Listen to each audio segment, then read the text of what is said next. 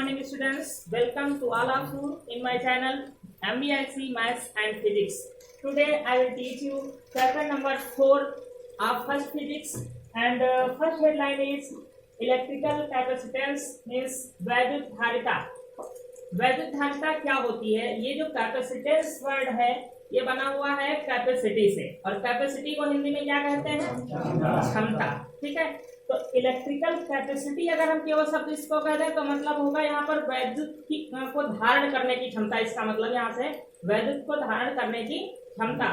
तो capacitance word से ही इस पूरे लेसन का समझ लीजिए काम चलेगा, अर्थात आवेश को वैद्युत धारण करने की क्षमता। वैद्युत क्या है? वैद्युत मीन्स आवेश। वैद्युत का मतलब आवेश। वैद्युत की परिभाषा अलग है और वैद्युत धारिता की परिभाषा अलग है। जनरली सब लोग एक ही समझते हैं। वैद्युत होता है किसी भी पदार्थ का आवेश धारण कर लेना, वैद्युत कहलाता है। या हम कहते हैं पदार्थ वैद्युतमयी हो गया है। और वैद्युत धारा की परिभाषा क्या पढ़ते हो? आवेश के प्रवाह की समय दर को वैद्युत धारा कहते हैं। तो वैद्युत अलग है, वैद्युत धारा अलग है। तो अगर हम कहें वैद्युत को धारण करने की क्षमता, इसका मतलब हम डायरेक्ट क्या कह रहे हैं? आवेश को धारण करने की क्षमता। जैसे ये है आपकी बैटरी है, डीसी बैटरी, तो ये क्या धारण करती है? ये क्या ग्रहण करती है? चार्ज। जब इसको आप चार्ज कराने जाते हैं तो ये अपने अंदर क्या संग्रहित करती है? चार्ज संग्रहित करती है ना, चार्ज को स्टोर करती है। तो एक प्रकार से इसको आप कैपेसिटर कहते हैं कि ये आवेश को संग्रहित अपने अंदर कर रही है। तो कैपेसिटी का मतलब है कि आवेश को अपने अंदर धारण करने की क्षमता। तो इसके हम वैद्युत धारिता की डेफिनेशन क्या दे सकते हैं कि किसी भी चालक द्वारा अपने अंदर आवेश को धारण करने की क्षमता को वैद्युत धारिता कहते हैं। मतलब कोई भी चालक जो है वो अपने अंदर आवेश को जो धारण कर रहा है उसकी क्षमता की माप को आप बोलोगे। क्षमता की माप मतलब अगर धारण कर सकता है तो कितना? 10 कूलाम, 20 कूलाम, 100 कूलाम, कितना? तो करेक्ट डेफिनेशन इसकी क्या हो जाती है? किसी भी चालक द्वारा आवेश को धारण करने की या ग्रहण करने की या संग्रहित करने की क्षमता की माप को, केवल क्षमता नहीं, क्षमता की माप को वैद्युत धारिता कहते हैं। जैसे तुम्हारे अंदर क्षमता है, लेकिन क्षमता की माप को अगर कह दे तो क्षमता है तो कितनी है, समझ पा रहे? जैसे कहें कि इसमें आवेश को धारण करने की क्षमता है, ठीक, तो क्षमता है, कैपेसिटी है। अगर आगे जोड़कर धारण करने की माप को, इसका मतलब अगर कैपेसिटी है तो कितनी है, इसलिए माप वर्ड आगे जोड़ा जाता है। तो करेक्ट डेफिनेशन क्या हो गई? किसी भी चालक द्वारा आवेश को संग्रहित करने की क्षमता की माप को वैद्युत धारिता कहते हैं। समझ पा रहे हैं? नोट कर लीजिए।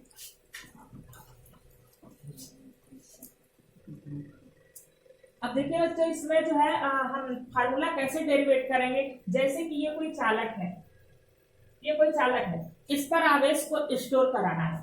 तो इस पर मान लीजिए कोई चार्ज अभी नहीं। जब कोई चार्ज नहीं है तो यहाँ पर पोटेंशियल इस समय क्या है? Zero, voltage zero. जब हम इसको चार्ज देना प्रारंभ करते हैं, इसको चार्ज करते हैं, तो सबसे पहला चार्ज इसमें बहुत आसानी से चला जाता है। क्यों? क्योंकि यहाँ पर पोटेंशियल नहीं है, विभव जीरो है। और जैसे ही इसमें थोड़ा सा चार्ज आ गया तो अब क्या होता है? इसका ये विभव बढ़ने लगा, जीरो थोड़े है, अब बढ़ने लगा। समझ पा रहे? अब हमने और चार्ज इसको दिया, इसका विभव और बढ़ गया, बढ़ता चला जा रहा है।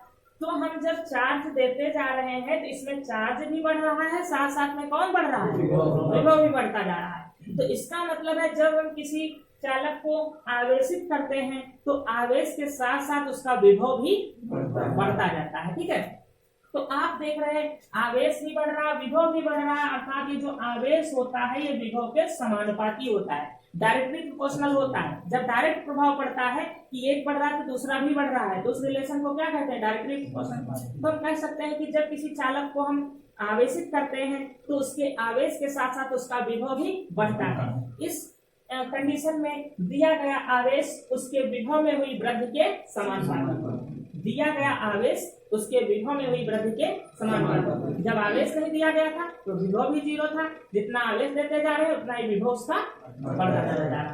तो हम यहाँ पर 2 लाइनें और लिखेंगे।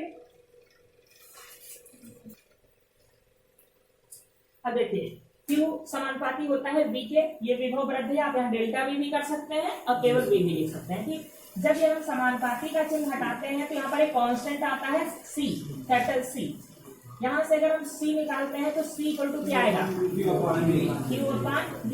ये जो C है इसी को कहते हैं चालक की धारिता, चालक की वैद्युत धारिता। केवल धारिता नहीं बोलेंगे, केवल धारिता तो किसी भी बर्तन की हो सकती है, पानी को धारण करना, किसी भी वस्तु को धारण करना, वैद्युत धारिता। तो C जो है एक कांस्टेंट है जिसे कहते हैं चालक की वैद्युत धारिता कहते हैं यहाँ से। तो अब इसका अगर C का हम मात्रक निकालेंगे तो क्या आएगा, Q आवेश है, Q आवेश है, कूलाम प्रति वोल्ट। एक मात्रक तो ये आ गया। अब जो कूलाम प्रति वोल्ट आया है इसी को कहते हैं फैरड, इसी को फैरड भी कहते हैं, इसी को फैरड भी कहते हैं। और ये एक साइंटिस्ट है फैरड जो है, इनका नाम उसी आधार पर ये जो है रखा गया फैरड। और इसको हम कैपिटल F सिंबल से भी लिख सकते हैं, चाहे फैरड लिखें और चाहे कैपिटल F सिंबल लिखें।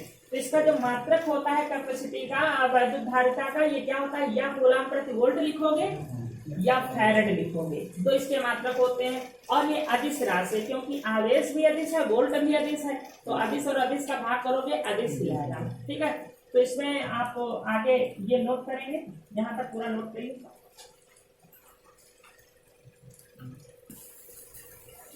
अब देखिए मात्रक इसकी विमा भी निकाल लीजिए, क्योंकि इसकी विमा एग्जाम में पूछी जाती है।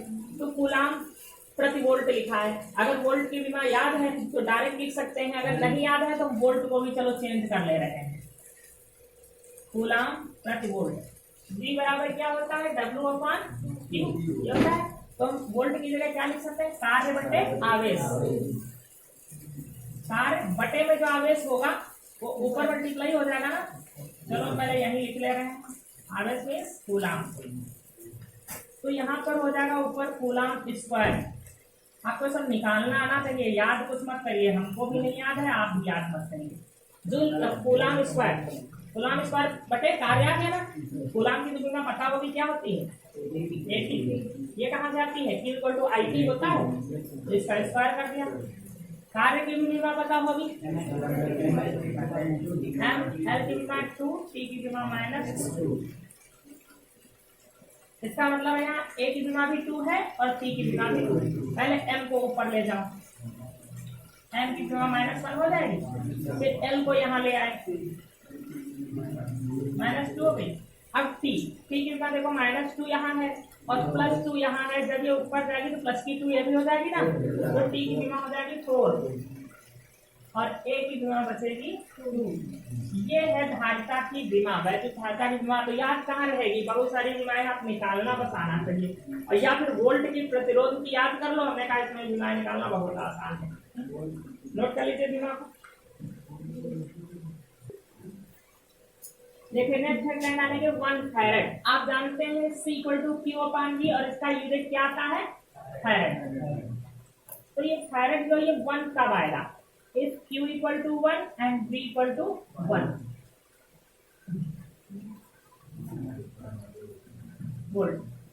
अब ये दोनों 1 1 हो जाए तो इसको हम डिफाइन कर सकते हो। देखो C इक्वल टू 1 फैरड आ रहा है ना, तो हम कहेंगे यदि किसी चालक को एकांक आवेश देने से उसके विभव में वृद्धि एकांक हो, जिसमें एकांक कहते हैं 1 को, तो कहेंगे यदि किसी चालक को एकांक आवेश देने से उसके विभव में वृद्धि एकांक हो तो उस चालक की धारिता 1 फैरड होती है।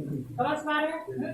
या कहेंगे किसी भी चालक की धारिता 1 फैरड होती है यदि उसको एकांक आवेश देने से उसके विभव में वृद्धि एकांक हो। ठीक है, तो यहाँ से लिखेंगे, ये लिखिए क्योंकि C equal to Q upon V equal to 1 farad, यदि Q equal to 1 coulomb, V equal to 1 volt, तो C इक्वल टू 1 फैरड। ठीक है, ये फैरड लिखने के बाद तब यहाँ पर हम अभी डेफिनेशन इसकी लिखाएंगे, ये नोट कर लीजिए। अब देखिए यहाँ फार्मूले से एक और डेफिनेशन आप निकाल सकते हैं धारिता की। एक आपने ये पढ़ा कि किसी भी चालक द्वारा आवेश को संग्रहित करने की क्षमता की माप को धारिता कहते हैं। अब यहाँ से देखिए, यहाँ से क्या कह सकते हैं कि किसी भी चालक को दिया गया आवेश तथा उसके विभव में हुई वृद्धि के अनुपात को उस चालक की धारिता कहते हैं। ठीक है, ये भी परिभाषा आप लिख सकते हैं, किसी भी चालक को दिए गए आवेश तथा उसके विभव में हुई वृद्धि के अनुपात को उस चालक की धारिता कहते हैं। तो आप एक नोट में लिख लीजिए, सेकंड डेफिनेशन हो जाएगी। नोट में लिखेंगे क्योंकि C equal to Q upon V, क्योंकि C equal to Q upon V, अतः यहाँ पर आप डेफिनेशन लिख लीजिए, किसी चालक को क्या बता रहे हैं,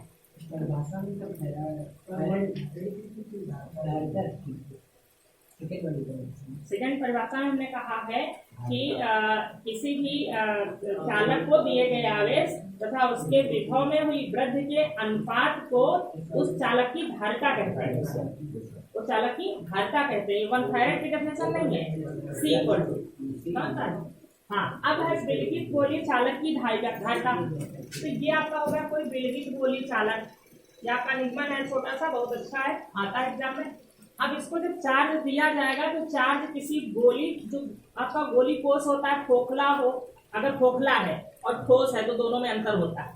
अगर खोखला गोला है तो जितना चार्ज दोगे उसके सरफेस पे आएगा, अगर वो ठोस है तो पूरे भर में वितरित हो जाएगा, पूरे भर में। अभी आपका गॉस थ्योरम में 2 होते थे डेरिवेशन, गोली की चालक वाले, दोनों हटा दिए गए हैं, उसमें एक था ठोस एक था खोखला। तो ये खोखला गोली चालक है, जिसको अगर हम चार्ज देंगे तो इसके पृष्ठ पर वितरित हो जाएगा, ठीक है। ये यहाँ ठोस भी हो सकता है, अगर ठोस को चार्ज देंगे तो उसके पूरे पृष्ठ पर, पूरे भाग में वितरित हो जाएगा। लेकिन हम अगर माने कि ये चार्ज है कहाँ, तो कहाँ पर मानते हैं इसको, केंद्र पर। तो जैसे इसको हम क्यू चार्ज दिए हैं तो माना ये क्यू चार्ज कहाँ पर है, इसके केंद्र पर, जबकि है तो यहाँ नहीं, होता कहाँ है, सरफेस पर। अच्छा, जब इसको हम चार्ज देते हैं तो इसके विभव में वृद्धि होने लगती है, और विभव में वृद्धि होगी, विभव भी कहाँ होगा, इसके पृष्ठ पर, और ये समविभव पृष्ठ होगा। पीछे पढ़ा दिए समविभव पृष्ठ, इसके प्रत्येक बिंदु विभव क्या होगा, बराबर होगा। तो अगर इसकी धारिता निकालना है तो हमारे पास फार्मूला तो यही है, C equal to Q upon V, अर्थात इसको दिया गया आवेश और इसके विभव में होने वाली वृद्धि, ठीक है। तो इसको क्यू आवेश दिया है, विभव में वृद्धि हुई है V, तो हमको विभव निकालना है कि इसकी सरफेस पर विभव है कितना। तो सबसे पहले हम विभव निकाल लेंगे, क्यू तो हमको ऑलरेडी पता है कितना चार्ज दिया गया है, ठीक।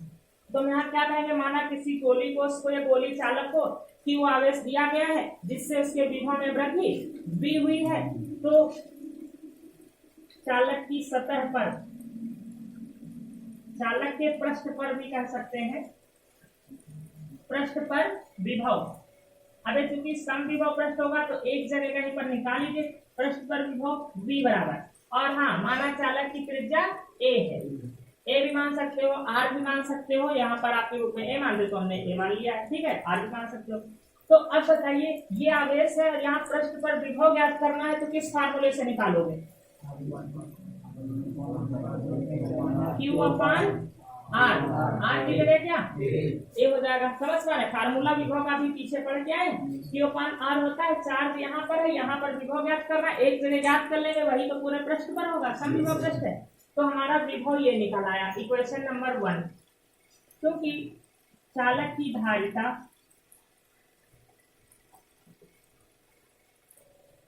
चालक की धारिता C बराबर होती है Q अपान V, तो यहाँ पर हम Q तो जितना दिए हैं वही है, विभव का ये मान रख देंगे समीकरण 1 से, ये पूरा मान यहाँ रखना है, क्या आ जाएगा 1/4 पाई एप्सिलॉन नॉट।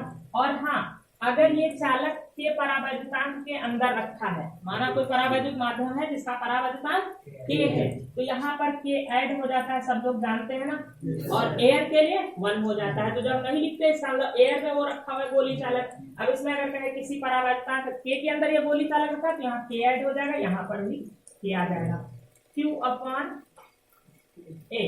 तो यहाँ से क्या Q और Q कैंसिल हो जाएगा ना, और ये जो है ये सब ऊपर यहाँ पर आप लिख देंगे, तो आपका C इक्वल टू क्या निकलना है, देखिए 4 pi epsilon not K A, एक Q ऊपर है और एक Q यहाँ पर आ जाएगा, Q से Q कैंसिल हो जाएगा, समझ पा रहे हैं।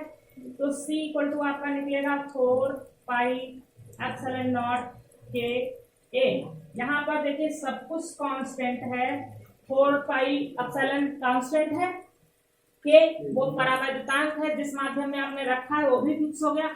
तो जो धारिता है वो डिपेंड किस पर कर रही है, त्रिज्या पर। जितनी ही त्रिज्या बड़ी होगी, जितना बड़ा चालक लोगे उतनी उसकी कैपेसिटी ज्यादा होगी अर्थात उसकी धारिता ज्यादा होगी। तो इस सूत्र से स्पष्ट है किसी भी चालक की जो धारिता होती है उसके आकार पर डिपेंड करती है। जितना उसका बड़ा आकार होगा उतनी उसकी धारिता होगी। छोटा सा गोला लोगे कम चार्ज स्टोर कर पाओगे, बड़ा चालक ले लोगे उसमें ज्यादा चार्ज स्टोर कर पाओगे। ठीक है, अब इसमें हम क्या स्टेटमेंट लिख लेंगे कि माना एक गोलीय चालक जिसकी त्रिज्या a है उसको जब q आवेश दिया जाता है तो उसके विभव में वृद्धि v होती है और माना यह चालक के परावर्तकांक में रखा हुआ है। ठीक है, फिर ये डेरिवेशन पूरा हो जाएगा। लिखिए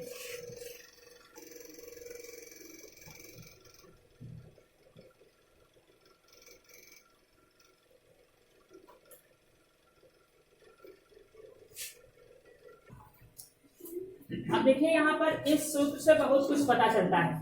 ये सूत्र आपका ये जो है त्रिज्या है। यहाँ से आप देखिए कि यदि हम इस गोले को ना लेकर के एक हम पृथ्वी की बात कर लें, अगर हम पृथ्वी को एक कंडक्टर इलेक्ट्रिक कंडक्टर मान लें कि वो जो है आवेश को क्षमता है धारण करने की, ये अर्थ हो गई।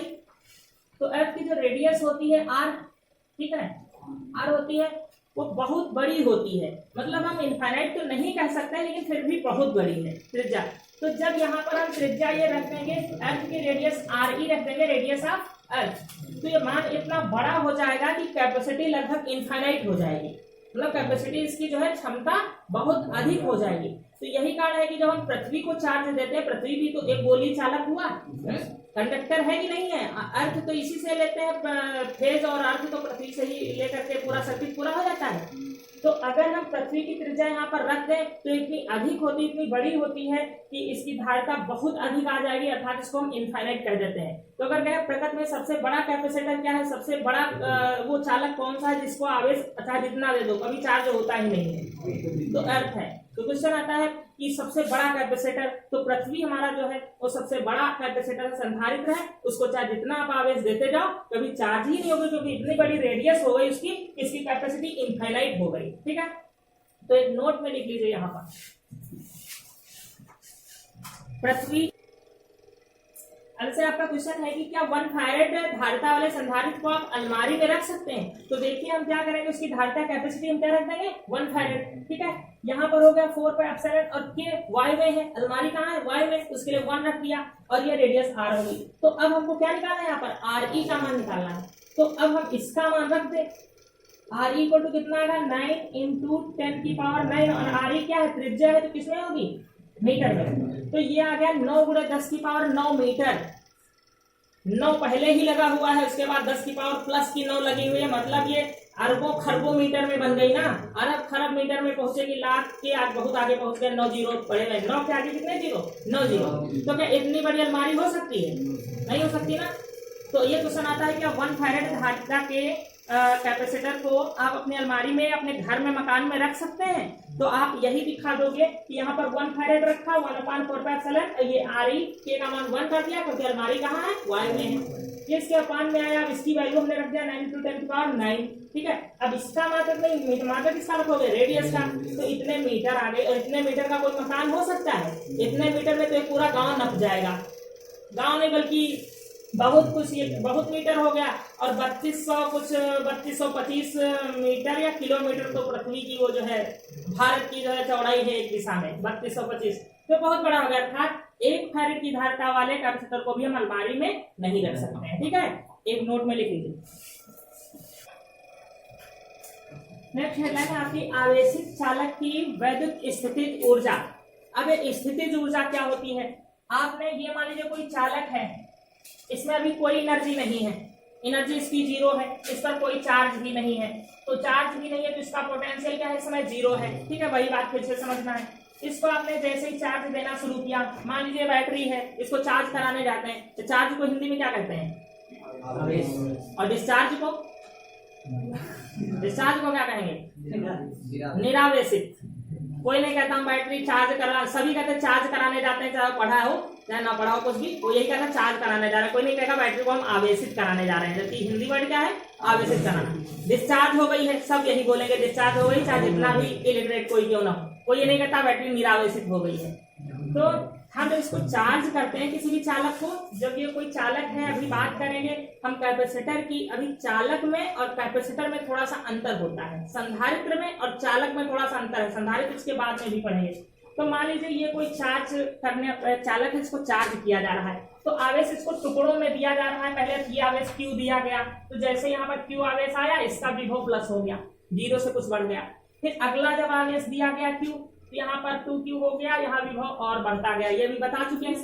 तो जब हम आवेश देते जाते हैं तो इसका विभव बढ़ता जाता है, साथ ही साथ इसके अंदर कार्य करने की क्षमता भी बढ़ती जाती है। जैसे बैटरी को चार्ज करा लेते हैं, जब डिस्चार्ज होती है इसके बाद चार्ज कराते हैं, तो चार्ज कराने पर उसके अंदर क्या आ जाती है, क्षमता आ जाती है, कार्य करने की क्षमता। और वो क्षमता किस एनर्जी के कारण होती है, वैद्युत स्थितिज ऊर्जा के कारण। जिसमें ऊर्जा संचित हो जाती है, वही तो बाद में आप यूज करते रहते हैं, उसी को तो बाद में आप यूज करते हैं। तो जब ये चार्ज हो रहा होता है, कोई चालक आवेशित हो रहा होता है, तो इसके अंदर ये आवेश आता है और ये विभव बढ़ता जाता है।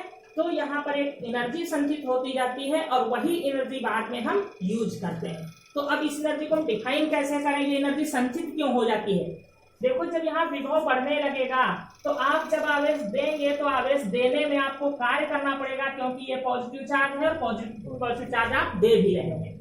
तो जैसे ही आप एक आवेश डालते हैं यहाँ पर, इसका पॉजिटिव चार्ज यहाँ बढ़ गया। अब अगर और पॉजिटिव चार्ज आप देंगे तो ये इसको क्या करेगा, रिपल करेगा ना, प्रतिकर्षित करेगा ना। तो और एक चार्ज आ गया, अब और यहाँ पॉजिटिव चार्ज बढ़ गया, पॉजिटिव चार्ज बढ़ गया चाहे वो विभव बढ़ गया, दोनों एक ही बात है, ठीक है। तो और आवेश देने में और आपको वर्क करना पड़ेगा, मतलब आपको बल लगाना पड़ेगा और इसको विस्थापित करना पड़ेगा। तो इसका मतलब है जब किसी चालक को हम चार्ज करते हैं, आवेशित करते हैं, तो जो चार्जर होता है उसको वर्क करना पड़ता है, उसको वर्क करना पड़ता है, आवेश को धक्का मार के उसमें प्रवेश कराना होता है चालक में। तो ये जो वर्क करता है चार्जर, यही वर्क इसमें किस रूप में संचित हो जाता है, ऊर्जा के रूप में, क्योंकि ऊर्जा ही ऊर्जा में कन्वर्ट होगी, कोई आवेश ऊर्जा में नहीं कन्वर्ट हो जाएगा। तो हम कहेंगे क्या कि जब किसी चालक को आवेशित किया जाता है तो उस चालक का आवेश धीरे धीरे या कहें विभव धीरे धीरे बढ़ने लगता है। तो उसको पुनः और अधिक आवेश देने के लिए जो चार्जर होता है, जो आवेशित कर रहा होता है, उसको कार्य करना पड़ता है।